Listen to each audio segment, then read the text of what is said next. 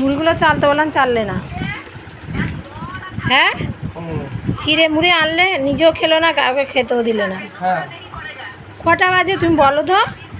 আর আমি কাজ করে করে শেষ করতে পারছি না। আর দেখো মেয়ে লিখেছে, আর বাপ আর ছেলে সেই ফোন দেখেই যাচ্ছে। ছেলে ওখানে বসে আমার ফোন ঘাটছিল, আমি এখন ফোন নিয়ে নিয়েছি। আর এই যে বাপ, 10:30 বাজে। রান্নাঘরটা সব পয়সাগুলো মানে বাসনপত্র ছিল, সেইগুলো সব মাজলাম। তারপরে ঘর সব ঝাড় দিলাম, কাঁচা ভিজালাম। আর আজকে এই শাড়িটা পরবো, মানে এই যে এরকম, এইটা এখান থেকে কালি তুলবো। জানলাতে তেল কাজটা বসে যায় না, এরকম কাগজ দিয়ে টান দিয়ে তুলবো। তাছাড়া কোনো ই নেই।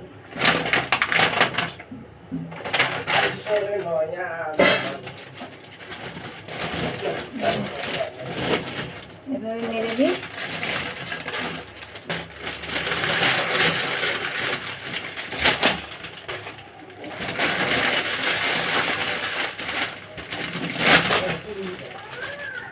দেখেছো?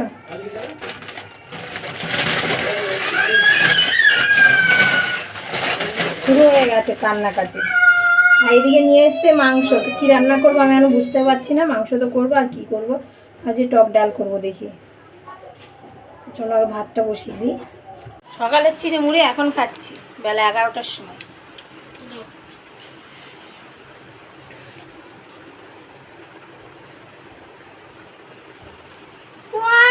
তুই একা নিয়ে খেয়ে নে, তোকে ওরকম দিচ্ছ, ঠিকই তো। ওকে, ওর মুখেও ঢুকছে না, ওই কটা করে দিচ্ছ। কি কি নিয়েছে তাই? কলা, চিনি, মুড়ি, চিড়ে, দই, এই কটা। নারকেল নেওয়া হয়নি, নারকেল ভাঙিয়ে নি। কি হাতে? কি কি হাতে? কি নেই?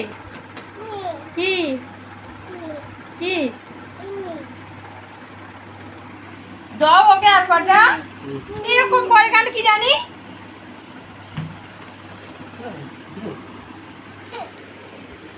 হবে না, এবার রং করবে।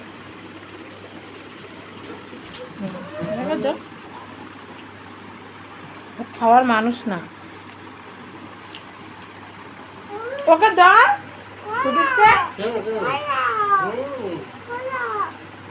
কলা দিয়েছে, খাও। কলা দিয়েছে, খাও। চিবাও চিবাও। বাটি নিয়ে আয়, বাটি নিয়ে আয়, বাটি নিয়ে আয়।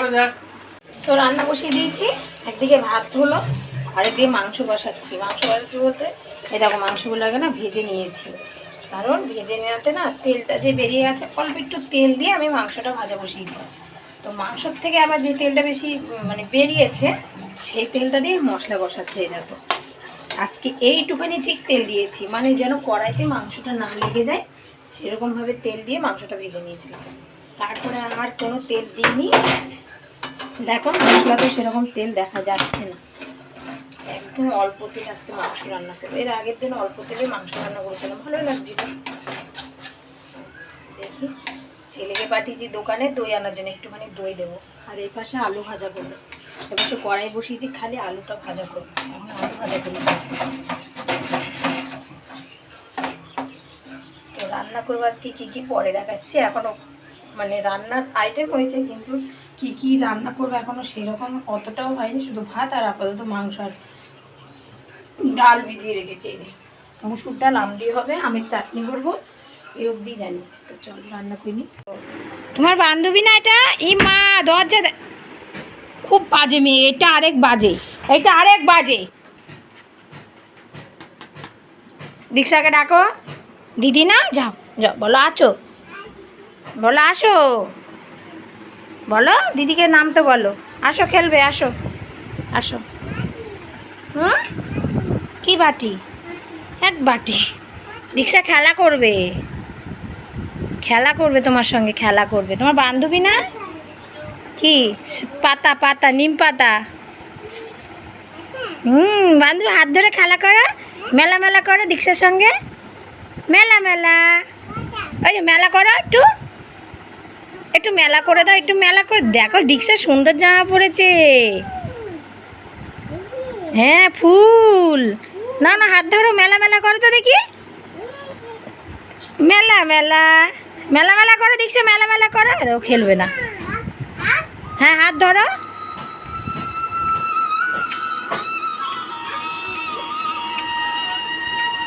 দেখো এত সময় ফোন দেখছিল আর ঘুমাচ্ছে, আর যে রান্না হয়েছে তখন খেতে এসছে। দেখো দেখেছো, একা বাটা একা কাটা সব করলাম, আর ও সে ফোন দেখছে সকাল থেকে, আর এখন যে হচ্ছে তখন খাবো একটু।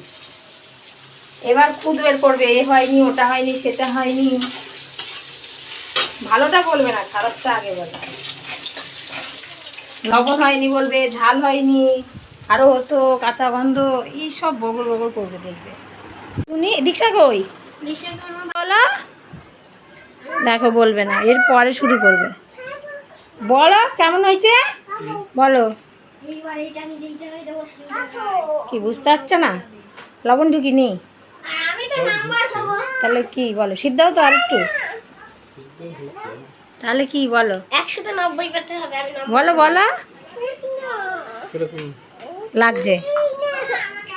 রান্না প্রায় হয়ে গেছে, এই যে মাংস করেছি, আমের চাটনি করলাম, আর এই যে ডালটা একটু ফুটে গেলেই হয়ে যায়, টক ডাল করেছি এটা।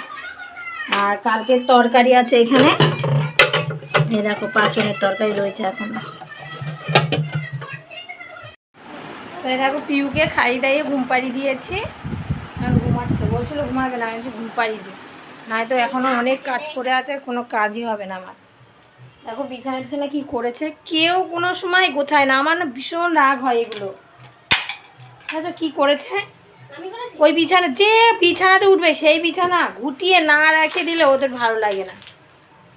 এখন আমি বাসন মাজছি, তারপরে আবার গ্যাস মুছছি, এখনো ঘর এত সকালে আবার ঝাড় দিলাম, ঘর মুছবো, কাচবো, এইটুকুনি ওরা বোঝে না কেউ, জানো। দেখো গ্লাস ফ্লাস সব ছুঁড়ে মারছে বলেছি বলে, এত জ্বালাতন করে, এত জ্বালাতন করে, যে মেয়েটা জ্বালাতন করবে, যেটা মেয়েটাকেই ঘুম পাড়িয়ে দিয়েছি, জানো। সারাদিন আমার এই ঘরের কাজ করতে করতে সারাদিন সময় চলে যায়, এইদিকে গোছাবো আর এদিক দিয়ে ওরা এসে উল্টো পাল্টা করে দিয়ে যাবে। এই দেখো এখন প্রেশার কুকার বাকি আছে, কড়া বাকি আছে, মাজবো, গ্যাস মুছবো, চলো মেজে নিই। এখন পিউ নতুন জামা পরেছে, আর এখনও ঘুরতে যাবে, তা কান্না করছে, আর ওর বাবা ওকে না নিয়ে চলে গেছে। তো কোথায় হাত পা ধোয়াতে গেলাম, তখনই চলে গেল তোর বাবা। বাবা জুতো নিয়েছিল, তারপরে তুমি ওকে হাত পা ধোয়াতে গেলে, বাবা ক্যামেরাটা করলো, ব্যাস। তাহলে চিনি আর একটু নে, কম হয়ে যাবে। এইরকম ছেলে ভগবান, মনে হয় কারণ নেই, সব জিনিসে ওর বেশি বেশি না করলে ওর হয় না। হাত ধোবে, গাদাখানিক সাবান নেবে, দেখা এখন হাফ কাপও চিনি নেই, দই নেই, তার মধ্যে 1 চামচ চিনি নিয়েছে, মানে দইয়ের থেকেও চিনিটা বেশি। কলে যাবে হাত ধুতে, জল পড়ে ভেসে যাবে, তাও বন্ধ করার নাম নেই। আর এখন দেখো খা, ঠিক আছে আমি বললাম খেতে, দেখলে বিশ্বাস করবে। এই দেখো, দেখা কেন, দেখা না কেন,